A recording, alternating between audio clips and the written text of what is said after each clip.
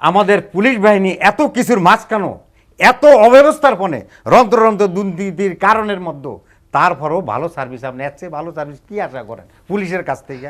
আপনি নেবেন তারে এই বেচারা পোস্টিং নিতে লাগে 50-60 লাখ টাকা নানান কায়দায়, তো এই লোকটা কি করবে থানায় গিয়া? আবুল খায়ের ভাই, যেটি নিয়ে আলোচনা করছিলাম যে তাহলে সংশোধনের উপায় কি কিশোরকে? দেখেন এটার পরিস্থিতি কি পর্যায়ে গেলে রাষ্ট্রের প্রধান যিনি মাননীয় প্রধানমন্ত্রী, উনিও কিশোর গ্যাং নিয়ে কথা বলছেন। যে কাজটা হলো অভিভাবকদের নিয়ন্ত্রণ করার কাজ, সেটা কিন্তু রাষ্ট্রের প্রধান, অর্থাৎ ওনার কাছে এমন মেসেজ গেছে তাদের যে বিস্তৃতি এবং তাদের যে অপরাধের ধরন, এটা খুব ভয়ঙ্কর কিলারদের মতন। অতি সম্প্রতিকালে আপনার একটা ঘটনা ঘটছে প্রকাশ্যে সন্তানের সামনে, অল্প বয়সের এই যে কিশোর বয়সের ছেলেরা কোবাইয়া পল্লতি মাইরে ফেললো লোকটাকে, মাইরে আবার ফোন করে বলল বস ফেলে দিছে। মনে রাখবেন, অর্থাৎ এই যে পরিস্থিতিটা কীভাবে আসলো, তথ্য প্রযুক্তির যুগে আপনার অপরাধের ধরনের পরিবর্তন করে, টেকনোলজিরও পরিবর্তন যেমন হয়, অপরাধের ধরনও তার লগে পাল্লা দেওয়া হয়। এখন এটাকে রোধ করার কারণ কীভাবে করতে হবে, এইখানে শুধু একটা পক্ষের পক্ষে সম্ভব না। প্রথম কাজটা হবে ঘরের, আমার অভিভাবক, আমার সন্তানের, আমি ফাদার হিসাবে আমার যে দায়িত্ব সেটা আমাকে পালন করা। আমার ছেলেটা কোথায় যায় স্কুলে, এটা মনিটর করা। 2, যিনি আছেন ওয়ার্ডের মেম্বার হইতে হইতে জনপ্রতিনিধি এবং যারা সমাজপতি, তারা এটার সাথে, তারাও সেই সমাজে কি কি ধরনের অপরাধ হয় সেখানে সমাজকে রক্ষা করা, সেটাও তাদেরকে সেইভাবে তারও ব্যবস্থা নিতে হবে। ওয়ালটন ফ্রিজ কিনে অনেকের মতো আপনিও হয়ে যেতে পারেন মিলেনিয়াল, সেরা পণ্যের সেরা অফার।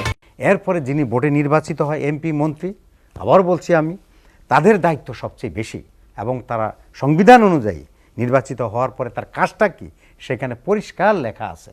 সে যদি ওই দায়িত্বটাই পালন করে, বাংলাদেশে কিশোর গ্যাং তৈরি হওয়ার কথা নয়, কোনো অপরাধ তৈরি হওয়ার কথা নয়।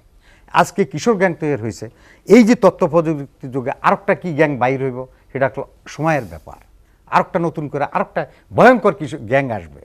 তো আমরা গ্যাং তৈরি হইতে থাকবে যে রাস্তা এখন বর্তমানে, এই যদি এটাকে রোধ করতে হয়, যিনি আপনার প্রতিনিধি সে যদি মনে করে চারিদিকে যখন সংক্রামক ব্যাধি আসবে আপনি রক্ষা পাবেন। আপনি যেটা আলোচনা শুরুতে বলেছিলেন যে আগে আমরা শুনেছি টপ টেররদের কথা, শীর্ষ সন্ত্রাসীদের কথা, এই বিষয়টি কি এরকম যে যারা গডফাদার বড় ভাই তারা এখন শীর্ষ সন্ত্রাসী তৈরি না করে কিশোরদের দিয়ে তারা এগুলো করা, আর কিশোর গ্যাং এখন এটার ভিতরে আবার অর্থের ব্যাপার আছে। এখন আমাদের একটা টেন্ডেন্সি হয়েছে এই সমাজ, এখন এই যুগে আমি তাড়াতাড়ি বড় লোক হইতে চাই। এখন বড় লোক হইতে গেলে তো আপনার টাকার ইনকাম করতে অনেকটা সোর্স লাগবে। মাদক হলে একটা বিরাট, বদির মতো লোক যদি এত সাম্রাজ্যের মালিক হইতে পারে, সে কি ছিল তার পূর্বের ইতিহাসটা দেখেন। আমি নামই বলে ফেললাম, সে তো একদম তালিকাভুক্ত স্বরাষ্ট্র মন্ত্রণালয়ের গডফাদার তালিকা, তার নামে 1 নাম্বার 1 মাদকের গডফাদার। তার অবস্থানটা কি, সে আবার নির্বাচিত প্রতিনিধি। এই যদি হয় আপনার সমাজের একজন এমপি, সে হলো মাদকের গডফাদার, গত পরশুদিনও তার আত্মীয় স্বজনের কত কোটি টাকা আপনি বলেন। এই যদি হয় সেইখানে আপনার কিশোর গ্যাং তৈরি হবে না কি গ্যাং তৈরি হবে, কিলার তৈরি হবে না কি হবে?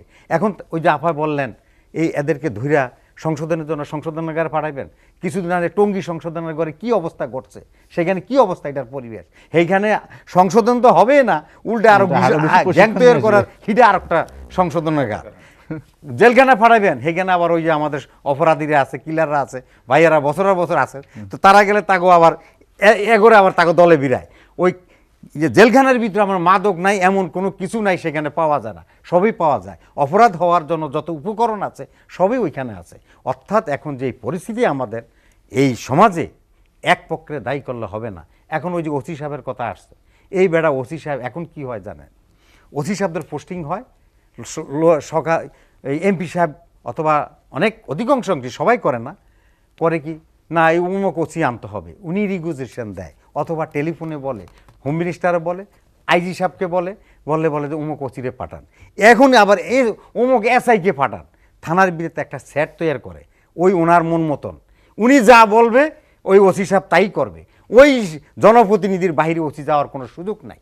আপনাদের দেখেন থানায় সাক্ষ্য প্রমাণ এখনে না, এমপি সাহেব করছে আমার পক্ষে সম্ভব না এটা করা, অথবা ওই যে নেতাই বলছে আমার পক্ষে সম্ভব না। এটা শুধু এই সরকারের আমলে না, গত ওই 4 দলীয় সরকার আমলেও দেখছি, এবং ওইখান থেকেও সেই অবস্থা হয়েছে। সেখানে তো কুইনের মার্কা পুলিশও তৈরি হয়েছে এই অব্যবস্থার কারণে। একটা বাহিনী পর্যন্ত ক্ষতিগ্রস্ত হয়ে যায় যখন আপনার সমাজে রন্ধ্রে রন্ধ্রে যখন অব্যবস্থাপনা তৈরি হবে, তখন সেইখানে কোনো অবস্থায় একটা পক্ষ টিকতে পারবে না, সেও অপরাধের শিকার হয়ে যাবে, সে তো ওই পথেই দিকে যাবে। এখন আসবেন সেইখানে কি অবস্থা, এখনো সময় আছে। আপনার সংক্রামক ব্যাধিতে কিশোর গ্যাং আছে, এটা যখন মরণ ব্যাধিতে হবে তখন আর কোনো ট্রিটমেন্টে কাজ হবে না। ওসি সাহেবের কথা বলছেন খায়ের ভাই, আপনি টিওনো বলেন ইওনো বলেন, এরাও কিন্তু এমপি সাহেবের কথার বাইরে কিন্তু কিছু যেতে করবার পারে কোনো না। সুযোগ না, ওই পুরা উপজেলার সব প্রশাসনে তার Even নিয়ন্ত্রণ। আপনি যদি এসপি সাহেবের কথাই ধরেন, হ্যাঁ। আপনি এসপি সাহেবের কথা ধরেন, এসপি সাহেবের ভালো মন্দ সব বিচার বিবেচনা সার্টিফিকেট দেয় কিন্তু এমপি সাহেব, বা ওই এলাকায় যদি একজন মন্ত্রী থাকে তাহলে তো কোনো কথাই নাই। না। তাহলে আপনি কিভাবে পুলিশ এই কিশোর গ্যাং প্রতিরোধ করবে, গ্যাং প্রতিরোধ করবে, সন্ত্রাস প্রতিরোধ করবে?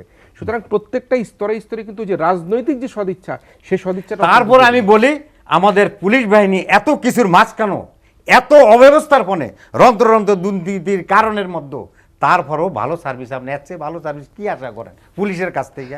আপনি নিবেন তারে, এই বেচারা পোস্টিং নিতে লাগে 50-60 লাখ টাকা নানান কায়দায়, তো এই লোকটা কি করবে থানায় গিয়া? মানে আলোচনা শেষ করব। আবুল খায়ের, খায়ের ভাই আলোচনা শেষ করতে চাই একদম। হ্যাঁ, সেই শেষ। দিকে এসেছি যে আসলে তবে করণীয়টা কি? আমরা নিরাশ হই না বা হতাশও হই নাই, কারণ এই দেশে দক্ষিণ পশ্চিম অঞ্চলে এক সময় আপনার যেই সন্ত্রাসী জনপদ ছিল, প্রতিদিন আমি ইত্তেফাকে লেখতে হইতো লিড নিউজ, এতজন খুন, এতজন হয়েছে, সাদা না দিলে ব্রাশফায়ার, গুলি। ব্রাশফায়ার।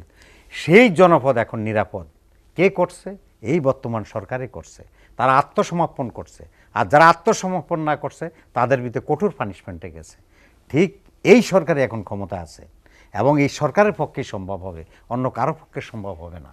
আমাদের যিনি বললেন আইজি সাহেব একটা সৎ লোক, নিষ্ঠাবান লোক, কিন্তু দেখতে হবে তার আশেপাশে কারা আছে, হিডিও খেয়াল রাখতে হবে। আর আপনার এই আমাদের যে এখন অবস্থা, এই কিশোর গ্যাং থেকে রক্ষা পাওয়ার জন্য আমি আবারও বলছি, আমরা এখন সংক্রামক ব্যাধি অবস্থা আছি, সংক্রামক ব্যাধি প্রতিরোধ করার ব্যবস্থা আছে, কিন্তু যখন আপনার মরণ ব্যাধি হবে তখন আর কোনো চিকিৎসা নাই। এখন এইখানে জনপ্রতিনিধি, সকল উপজেলা প্রশাসন, যে যেখানে আছেন, অভিভাবক, ইমাম সাহেব সহ সমাজে যে কর্ণধার আছেন, ব্যবসায়ী, টাকার দিকে না দৌড়াইয়া, ওই কোটি কোটি টাকার না খাইয়া, যখন শীর্ষ কর্মকর্তারা আছেন, কোটি কোটি টাকার মালিক হন, ছেলে মেয়ে বিদেশে পাঠান, ওনারা এইখানে থাকেন যে ছেলে মেয়ে নিরাপদ, এইখানে তো আমি থাকবো না, আমি থাকবো আমেরিকা, এই চিন্তা বাদ দিয়ে সবাই একটা কাতারে এসে সমাজ যত অপরাধ আছে একজন নেতৃত্ব দিতে হবে, নেতৃত্ব দিয়ে সামাজিক আন্দোলন গড়ে তুলতে হবে, ঘর থেকে, সমাজ থেকে, পাড়ার থেকে, মহল্লার থেকে, ইউনিয়ন থেকে, থানার থেকে, একটা পর্যায়েতে কমিটি যে না আর কিশোর গ্যাং থাকবে না।